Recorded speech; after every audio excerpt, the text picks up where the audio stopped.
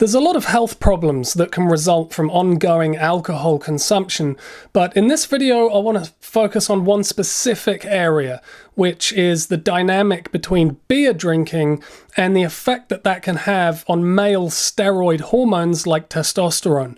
But before we narrow our view to focus solely on this one issue, I want to give a bit of a backstory because it's a really important part of reaching this conclusion.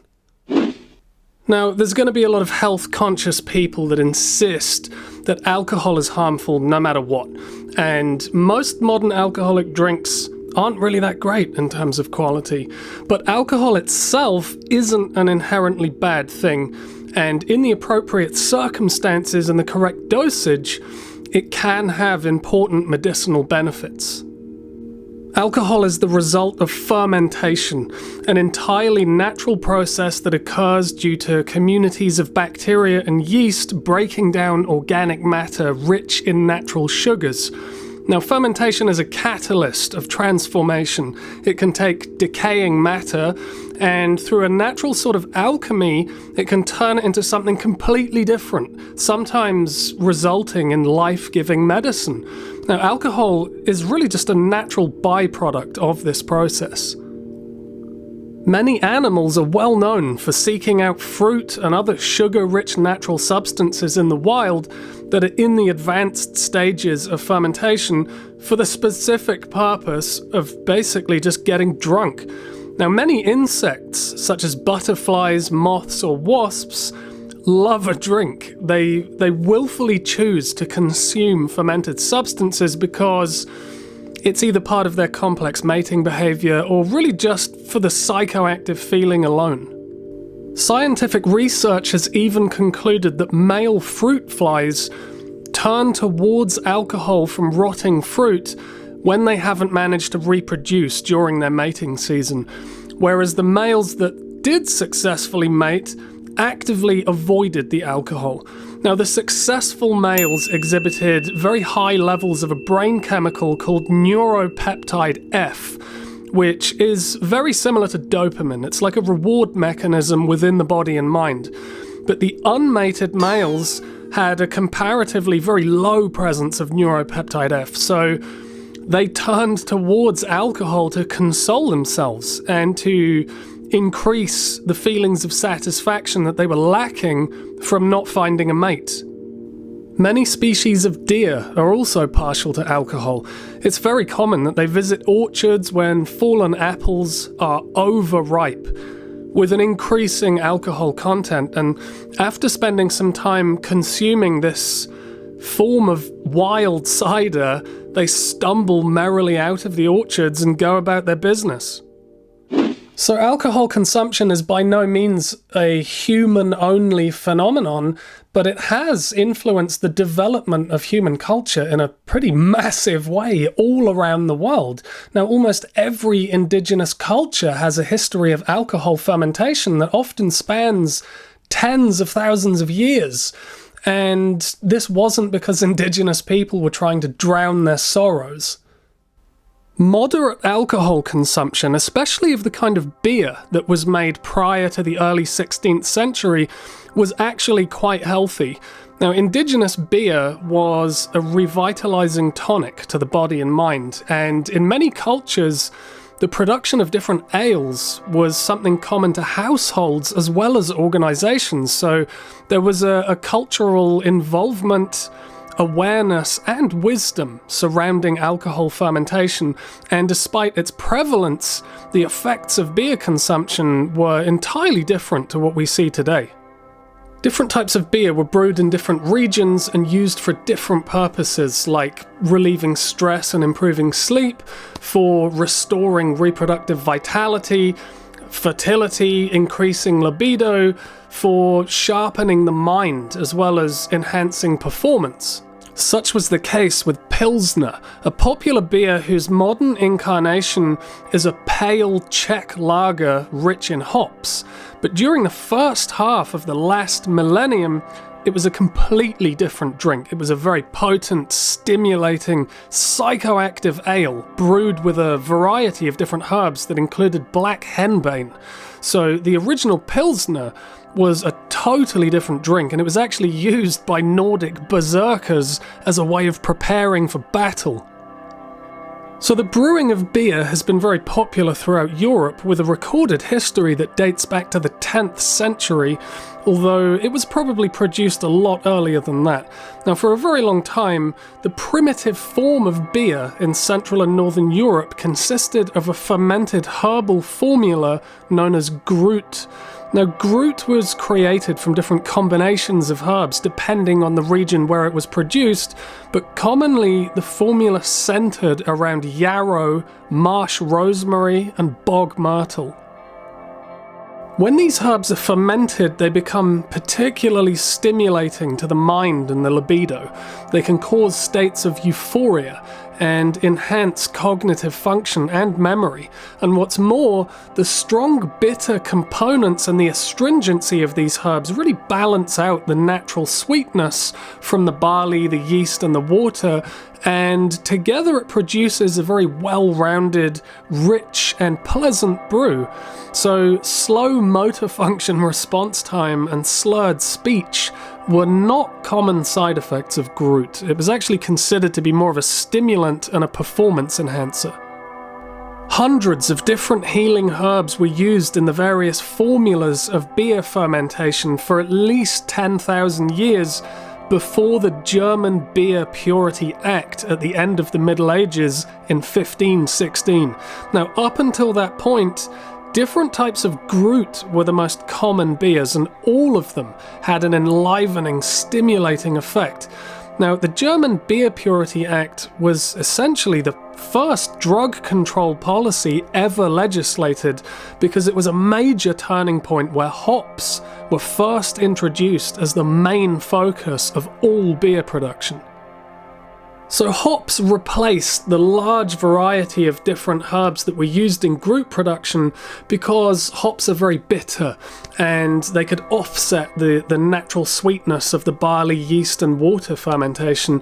And they also acted as a preservative because they significantly extended the shelf life of the brew. But prior to this turning point, hops were almost never used in Groot production. So the German Beer Purity Act was essentially a kind of international funeral for Groot. And it was at that point that it was renamed and rebranded as beer. And it was made with a much simpler list of ingredients that always centered around hops. Hops are classed as a herbal medicine unto themselves. They are the flowers of the hop plant, and they're very rich in resins and volatile oils that act as really a sedative to the central nervous system. Now, hops are used in cases of anxiety and insomnia, and they're great at making stressed people more relaxed and putting them to sleep. So at the time of the early 16th century, the Beer Purity Act was a huge step towards sedating and controlling the emotions, opinions, and rebellious behavior of entire nations. So hops became the axis of international beer production really as a political strategy for pacifying social unrest. But what's seldom discussed, even to this day, is the fact that hops is one of the most potent estrogenic natural substances in the world, which means that it contains biologically identical female steroid hormones that influence the hormonal behavior of those that consume it. Now, even just 100 grams of hops can contain anywhere between 30,000 and 300,000 international units of estrogen, depending on the type of hops used. Now, that's a potentially huge amount, and most of it is chemically identical to estradiol, which is the most powerful and predominant female sex hormone during the reproductive years of a woman. Hops as a herbal medicine was used periodically and not in massive doses at all, whereas beer consumption used comparatively enormous quantities of hops, and it was something that people consumed way more regularly than prescribed medications. Hundreds of years ago, German beer producers employed a lot of females to work out in the fields harvesting the hop flowers, and many of them were children, and over time, nearly all of them were observed to enter puberty and begin menstruation a lot earlier than other girls who weren't working in the fields. Constant exposure to hops, even just skin contact, had a profound impact on the hormonal behaviour of those girls who worked with it every single day, which basically sped up the transition into womanhood, and it would have contributed to various hormone-related health problems as well, especially for the older women in the same vocation. Fast forward to today, and we can see a very similar scenario playing out, that of the Brewers Droop, which is the erectile dysfunction that's very common throughout men who work with hops extensively on a daily basis. But this isn't exclusively the domain of brewers. All commercial beers are still brewed using hops, which is really just a continuation of that same legislation hundreds of years ago. And now that alcoholism is at an all-time high and binge drinking has become normal cultural behavior in a lot of countries, the phenomenon of the Brewers Droop is something experienced by millions of men the world over. When significantly elevated in the body, estradiol interferes with the function of Leydig cells in the testes and reduces testosterone production. Now, it also increases levels of sex hormone-binding globulin in the bloodstream, which is a protein that binds to free testosterone and renders it inert and unavailable to the rest of the body. So regularly consuming moderate to large quantities of beer can seriously lower the production of male androgens in the body, and this can lead to things like decreased libido, low sperm count, erectile dysfunction, infertility, and these are all things that a lot of men all around the world are currently receiving hormone replacement therapy for, and a lot of those men drink a lot of beer. So this kind of hormonal imbalance can really affect the mind, it can decrease mental focus, and physically it can cause a decrease in bone density and muscle mass. It can reduce strength and endurance, as well as increase body fat in certain parts of the body, like the belly, the bum, the hips, and the thighs. And all of this can contribute to feelings of depression and anxiety because, a lot of men, they just start to feel less manly, and they don't really know why. They just don't feel right, and they lose their sense of drive. There are many factors that contribute towards the hormonal instability of men, women, and children in the world today. The omnipresence of soft plastics in the environment, radioactive isotopes in the atmosphere, and the petrochemicals that have infiltrated modern agriculture and the pharmaceutical industry. All of these things are responsible for increasing levels of estrogen within the body, and the widespread cultural tendency of many countries towards beer drinking is another very real cause of this kind of endocrine disruption.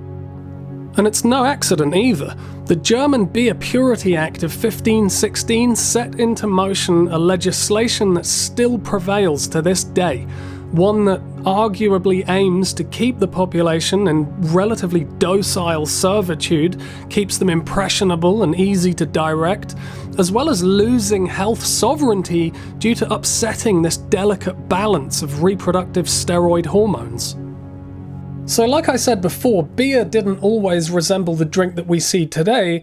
Once upon a time, it was something much more medicinal, and generally it was quite stimulating and uplifting, and it could increase libido and reproductive capacity. But of course, it had alcohol in it, so drinking too much of it or drinking it too frequently would have most certainly come with negative consequences. But generally speaking, it was a lot more nourishing and a much more beneficial form of beer than the one that we see today. There are still some producers that are creating modern versions of Groot that focus on traditional herbs and don't include hops. And this is something that's growing in popularity alongside the rise of microbreweries and craft ales. So that's it. That concludes another video, and I'd like to thank you so much for watching till the end. And if you have any comments or questions, please leave them down below, and I'll see you again really soon in the next video.